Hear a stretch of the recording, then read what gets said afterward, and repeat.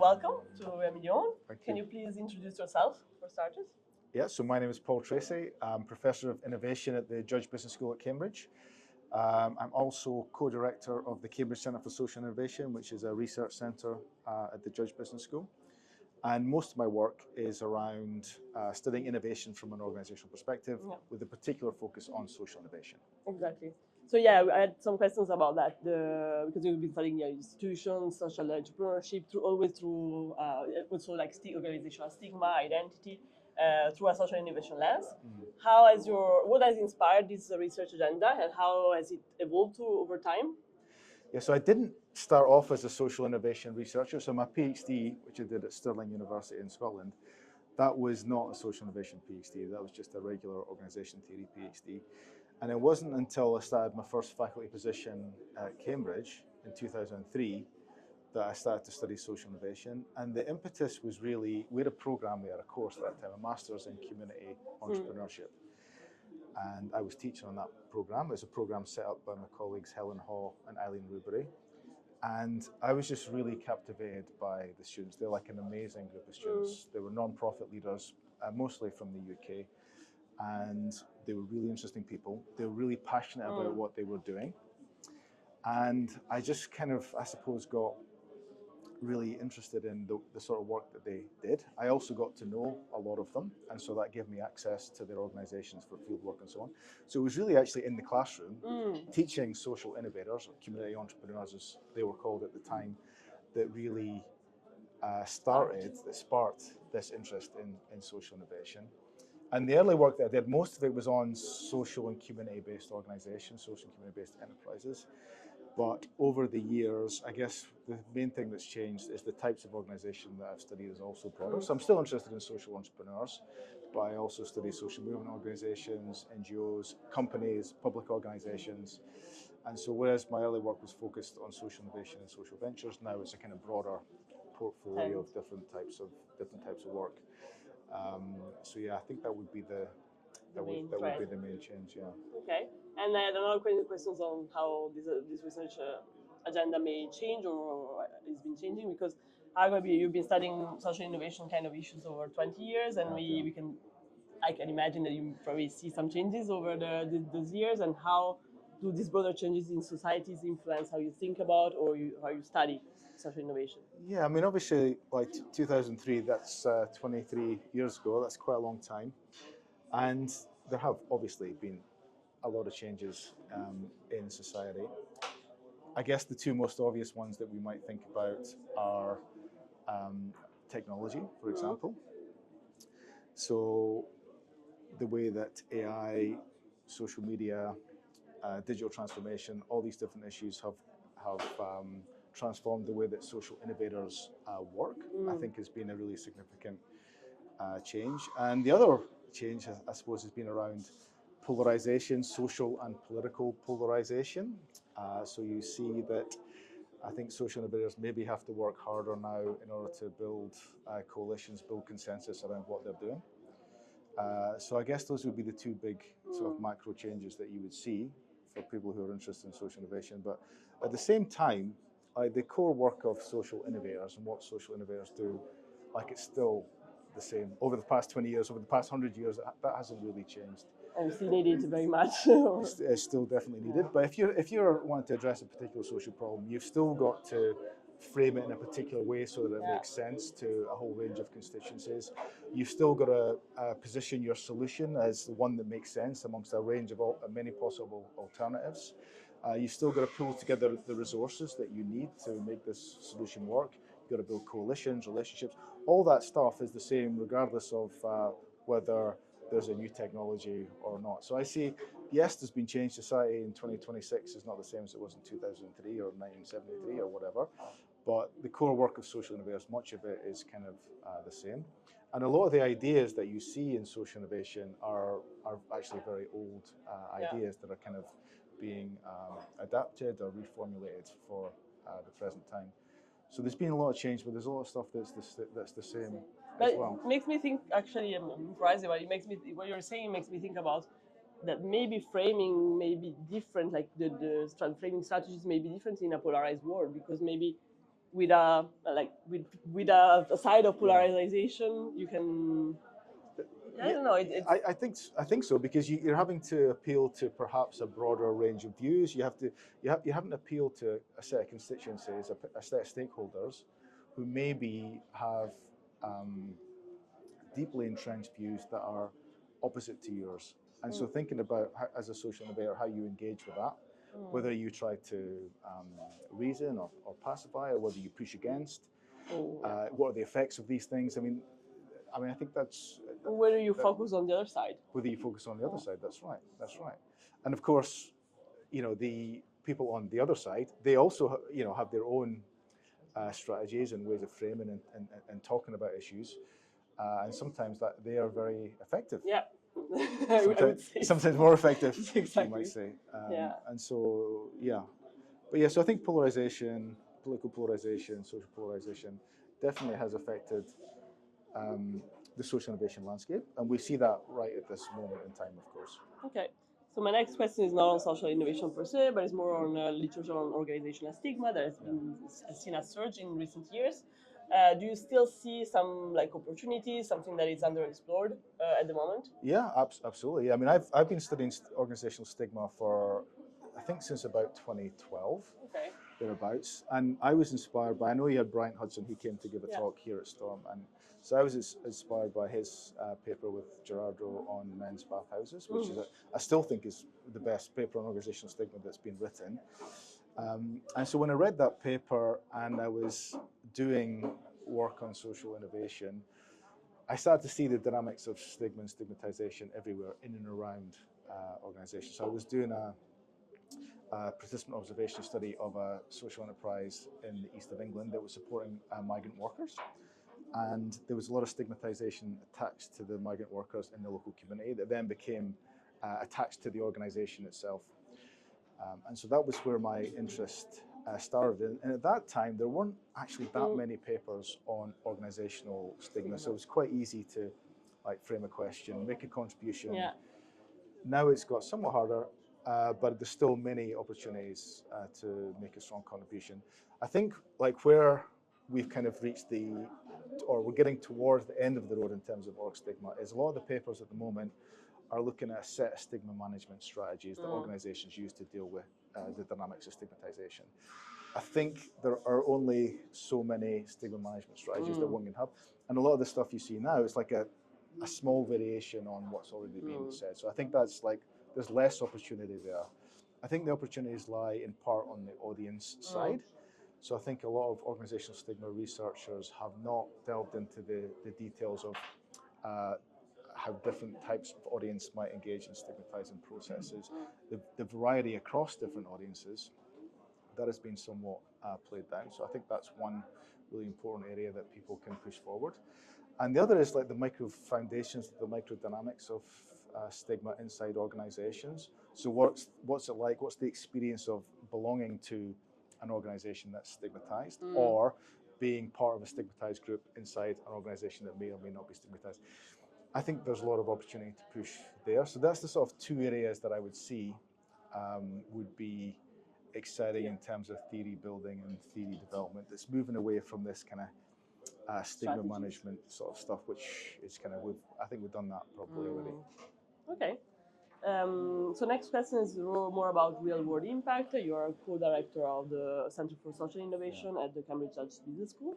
How do you see our role as management scholars to contribute to real-world impact? I think impact's really important. It's a really important part of our job because if we're not thinking about the impact of our work, then essentially it becomes like a conversation between us. We're just talking to ourselves, and that's arguably not particularly satisfying for anyone. I've set up the Centre for Social Innovation with somebody, Neil. He was actually one of the very first students that I taught on this Masters in Community Entrepreneurship that I talked about before. In 2003, 2004, I was supervising his dissertation. I also did a study on his organization about 2011, 2012. And with him, created the Center for Social Innovation, and that's been like a fantastic thing. It's something that I've really enjoyed. Also, a lot of what I know about social innovation has come through the work I've done with that center, because you're engaging with social innovators, and so I've learned so much. We have a social enterprise incubator, Cambridge Social Ventures, which has supported many social entrepreneurs over the year, which has been fantastic. But I think that in addition to that work, perhaps the biggest impact that I've had has been in the classroom. Probably we have this master's program in social innovation that has about 40 social innovators each year coming through, and I think that obviously there's lots of different ways you can make impact in our line of work, but often neglected or played down is the way that in the classroom we can exchange ideas, we can influence the way that people think about particular issues in a really powerful way. So I think that's an important part of the impact agenda that kind of gets forgotten or neglected. But of course, there are other models of impact as well, which I think are interesting and important also. But you want to share any of them? well, I mean, some people, for example, are interested in policy, like they want to engage with policymakers, they're on policy, they're influencing that. That is really important work. There's some people who want to be more public intellectuals. They want to write popular books. They want to write Harvard Business Review papers, that type of thing. That's also really important as well. I think sometimes, the ideas that we have in our research that can seep through lots of different media and have a kind of less immediate or measurable effect, but is also important. So there's different models, different ways that we can be influential, but I think we shouldn't forget the classroom experience, and I think that's a really important part of our jobs. Yeah, absolutely. Teaching is really important, and we can have a direct effect, a direct impact on people, on future leaders, which I think is fantastic. And organizations. Yeah. Okay, cool. You're going to present a paper on how social entrepreneurs may fulfill their calling through social entrepreneurship. Can you share some key takeaways at the moment, or some insights from this paper? Yeah, so this is a slightly different type of research project than I've done in the past. So I've studied social entrepreneurship for a long time, but as I mentioned, I'm an organizational researcher, so I'm usually studying the ventures. So this is the first time that I've really studied the social entrepreneurs as individuals, and that necessitates some change in terms of theory, in terms of method. So we're drawing on the calling literature. It's not a literature that I was familiar with before I started this project, but I think it's really interesting. I think it's really interesting literature. And it's a bit like the stigma literature we were talking about before. It's relatively small, so it's quite easy to kind of navigate. But what's interesting, at least from my reading of this literature, is it's focused very much on salaried employment. And so if you're trying to enact a calling, you're trying to enact your core purpose in life as an employee in salaried employment, then you face a particular set of challenges. Usually it's about navigating the bureaucracy, dealing with your boss who wants you to do some things, and you maybe want to do something different. So you've got to carve out the space. You've got to push against the organizational boundaries and expectations in order to enact what you see as your core purpose in life. Whereas if you're a social entrepreneur creating a venture, you don't have these constraints. In fact, you've got almost the opposite set of constraints. You're in charge of everything. You can do whatever you want. And so the challenge becomes not how can I create the space in my work to enact my purpose. It's how can I actually contain and bound all the different things that I could potentially do in order so that I don't get stretched and the venture pulls apart. Because I've got to run a business as well. I'm running a business, and there's the commercial realities that I've got to deal with. So how do I actually do that? So that's what we look at. And one of the things that we find is that if you're a social entrepreneur, having a calling can be bad for you. It can be really bad. So you might think, if you have this really strong sense of purpose, this real passion about making positive social change in the world, that would be a great advantage for running a social venture. And of course, it can be an advantage, but it can also create problems with managing the social and commercial tensions that are the reality of being a social entrepreneur. You're pulled by the calling, and you need to deal. So if you're helping a marginalized group of people and you really want to help them as much as you can, but sometimes the commercial realities mean that that's very hard, or it may involve investment of a significant amount of resources that the venture is not able to justify. So there's all sorts of different choices. But we did find that there's different sort of strategies that they can use, of cognitive strategies, to try to really bound the calling so that they are not pulled in so many different directions. Another interesting finding of the study, I think, is you can have a lot of social entrepreneurs who don't necessarily have a calling. Now, that doesn't mean to say that they don't care about creating positive social change or creating social value.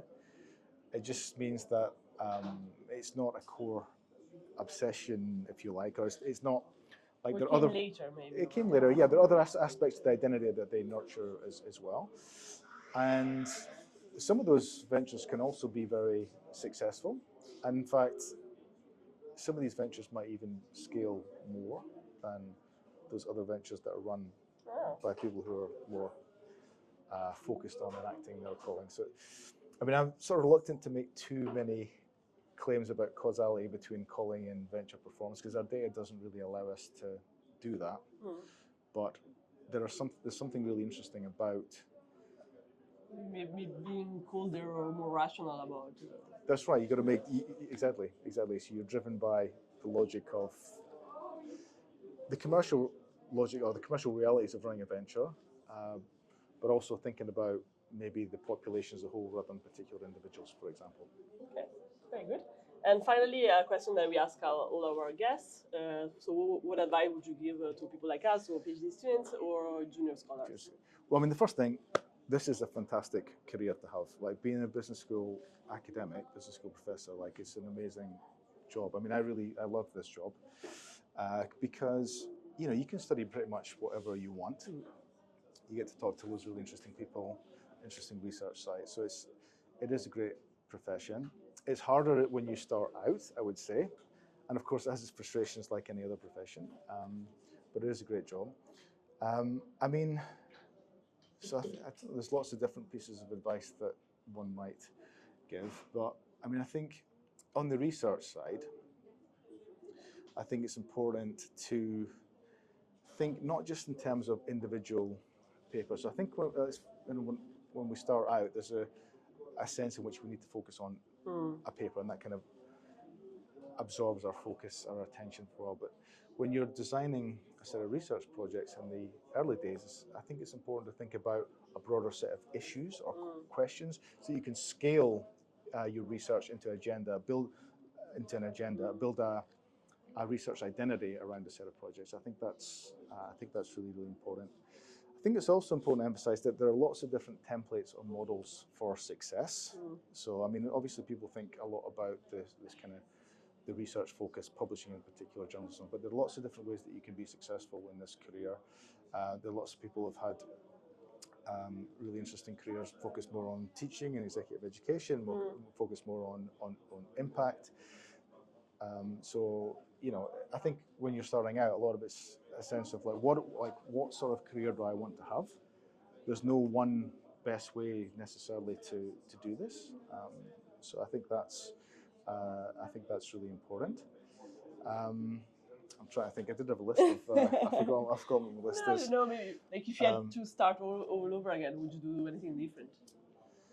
Or would you do like the same that now you, from a distance, you think, I think I would probably, like when I started, I was probably too focused on like theory. So I was like designing projects around theories. I think that's a mistake. I think now people are much more comfortable with phenomenon-based research, and like what's an interesting phenomenon that or organization that we might study, and the theory, like there are lots of different theories you can use to understand this particular phenomenon, and that's the way around it should go. We shouldn't start with a theory and think, well, how can I design a project to extend this theory? I think it's much more interesting to say, like, here's an interesting organizational problem, interesting question around a set of organizations, and how do we answer that? We can draw on a range potentially of different theories to do that, rather than sticking with one particular theory. I think that's really important. I think the other thing is when you start teaching, and you will find this shortly when you start No, your we teach in the PhD program. oh, you still, So, oh, yeah. Okay. So it's much more difficult to collect data. You just don't have the time, like you have administrative Yes. roles, all the rest of it. So I think starting out, trying to collect as much data as possible, collecting rich data, interesting data, that's really going to stand you in stead for many years to come, because it's not that you can't go out in the field and collect data. I'm on sabbatical right now at the moment, so I'm collecting data myself. It's fantastic. I'm really enjoying it. But I'm also aware of the fact that in September, I've got to go back and there's going to be teaching and meetings. So I'm just trying to get as much as I can. And so I think that getting as much high quality data as you can, particularly during your PhD, and thinking, how is this going to stand me in good stead for the next several years, I think makes a lot of sense. Because once you've got high quality data, it gives you lots of opportunities in terms of how you can build your papers and build your research agenda, especially if you're a qualitative researcher, because that takes time. Getting access takes time. Thank you for your time, and thank you very much for your insightful answers. Thank you so much. It's great to be here, and I'm looking forward to my talk shortly.